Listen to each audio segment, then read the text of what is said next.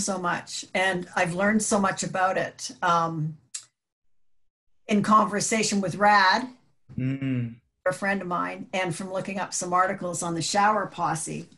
And watching your film, I found it hard to believe that these things went on. I mean, I don't live in Toronto. Yes. No, I've been around. Yeah. I was so shocked, so shocked.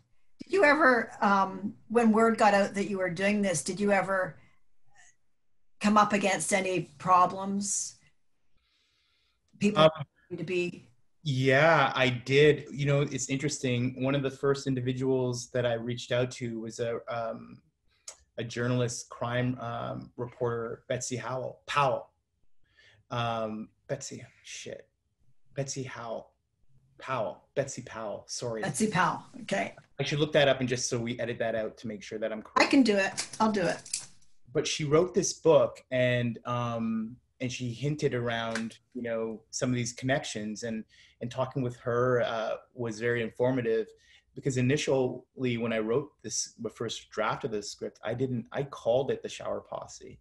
And I was actually, and then I connected with a young man who is a part of the Shower Posse here in Toronto, who was living in Vancouver, and he was involved in actually a criminal case at the time. And so the advice was to fictionalize it. Yeah, but here's the thing, I try to, steer back to this sort of truth that that we know about, that's available to us to certain degrees. When I was writing the first year that I wrote, was tackling the script, there was a massive massacre in Jamaica when the special forces went in to find, Christopher Dutta's coke. So earlier drafts, what was actually happening in Jamaica was interwoven into the film at the same time. And I was predicting legalization at the time too. And so, but it hadn't happened in Canada yet, because I felt like there was this conversation that was, in the underground, that this was possibly going to happen. And I was like, starting that connection of, okay, politics, how that feeds into the criminalization of people and things, and how that really kind of feeds into the perpetuation of criminal activity. And so, it was, I had to be careful with this material as well. And also now that it's getting out and the connections are being made, I'm like, I'm not a big fish, I'm a storyteller. Marlon James wrote an amazing book, A Brief History of Seven Killings, that fictionalizes around the same storylines, similar storylines. So the information's there, and I just, but it's underground. People aren't really aware of it. And even the boys who are... Has it been repressed? Yes, to a degree, but this is the thing about, in Toronto, and then, they met, Toronto police will magnify a raid and the issue of a raid and do this sort of, operation, blah, blah, blah, blah, blah. They've done this sort of thing. They'll draw the connection towards like this criminal organization, the Shower Posse, and then that's the only time that there's a conversation about it and about the criminal underground that's actually happening in the city. You only hear about them when a mobster in Hamilton gets executed, or I don't know what work these folks are doing but when they think that the solution is putting another 100 police officers in a racialized community to harass 15 and 16-year-old black boys, it's criminal. That's criminal. I think they do those things for just in my humble opinion, photo ops to show all the stuff they got. That to me is the image that comes away from those kinds of stories. Unimportant. Absolutely. Absolutely. Anyway, this story is so powerful. And it took me a minute. Thamela, you know what I'm going to say. He plays both young Akilla and Shepherd. And in my mind, it seemed to be perhaps the inevitability given the, social, economic, racist structures and stuff, the inevitability of being in a gang. So I thought that was a beautiful thing. Um, twice the work for Thamela, which is great, but Yeah. that was very challenging. That was terrific. Great decision.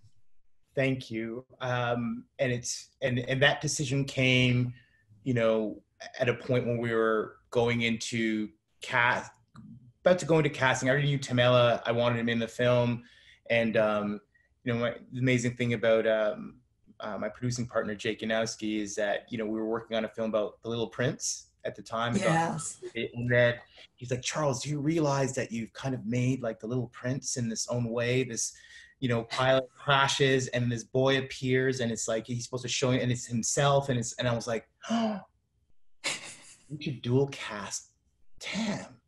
And then he's like, right, wow, because there was a thought of casting two boys, but and then it was like, but before we really got into that, I knew that Tam was going to be that boy. But I was like, oh, which one should he play? Let him play them both. And he's such an incredibly talented. Isn't he good? I mean, I've watched him grow from like 13, worked with him on a television series in 2015 and just building a relationship with this young man. And he's the kind of talent that I truly believe that only comes around so often, Wow. and, Wow.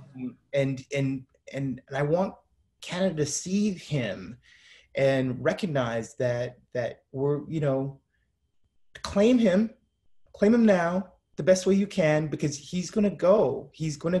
And I hope he does if he wants to, because he's such a bright, intelligence, and it's his spirit for someone of his age to have the spirit that's, that can go deep and manage all these adults. And he's so curious. Like, I don't know, he's just a very special human being. So. Yeah, and I imagine you took care of him. I mean, there's scary stuff in the film. You took care of.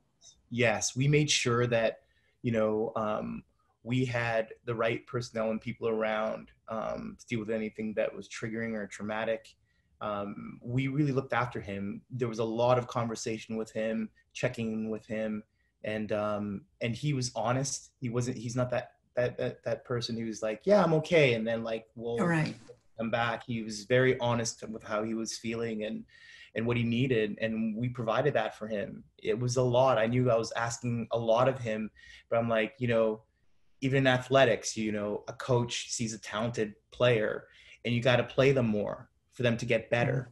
They need the 10,000 hours, Right. So pushing Canadian idea. Canadian idea. Exactly. Yeah. So he can handle it. He can handle it. Yeah. Yeah, just an amazing movie, and your signature beautiful shots. It was just a lovely thing. And oh, I know what I wanted to ask you about. I was really moved when I read many years ago Luc Santé's Low Life. Did you ever read that? No, I haven't. It's the history of the gangs of New York, and that's upon he placed the movie. The Dead Rabbits, the Trinity, the Bowery Boys, all of that. You should have an amazing book. It's called Low Life. Low Life. I'm going to put that on the list. That's fantastic, because it's I'm very, I mean, it's fascinating when I think of like, Scorsese, certain filmmakers who've gone into this sort of world and what they've done with their storytelling within that. And I want to put something in that sort of genre space, but my way. Hey. Hey. Yes. And I want to ask you also, it's amazing how you can work in different genres and styles and do them both so capably and beautifully. And I mean, going from Invisible Essence to Akilla's Escape, I mean, wow. Got so much going on in there, What is next? Yeah, that's a great question. I'm going back into some television work as of Monday, tomorrow. Interesting. on a show called Corner, which I just love the team there. And I'm actually directing an episode that written by Motion, who was co-writer on that film. So so it's really magical that we're working together on this television series, which is great. And I have an animated film that we've been working on about Africville. You know, the East Coast has been in my body for some reason since I was young, like East Coast Canada and all sorts of drawings. So there was also a script I wrote a long time ago that I'm now pulling back out and working on. So I'm excited about that and a few other things in development. But and then there's a series I can't quite fully talk about that I'm very excited about that was just greenlit. That is how exciting. Yeah, 1920s Montreal, and exciting, and yeah. So man, that is what's happening now, and just trying to be with this film right now because I realize as I get older that these moments are should be savored in a way because you can't take it for granted, especially in this time. Like even to gather last night at this outdoor screening. Looking around and being like, we can't take these moments for granted. We have, and we've had this sort of awakening that's happening in a way, and that I hope we can hold on to some of this. Because, yes, awakening. You're right. Yeah, the experiences are so amazing to be around people, right? Like in cinema, television, people watch at home a lot, but film, cinema, in the theater, publicly, having that engagement, it's wow. What an incredible feeling it was last night to be able to do that. Yeah. Congratulations, Charles. Thank you so much. Your work and seeing what you come up with next. Thank you. Thank you. Thank you so much. Always. See you again. See you again soon. Thank you. Bye-bye.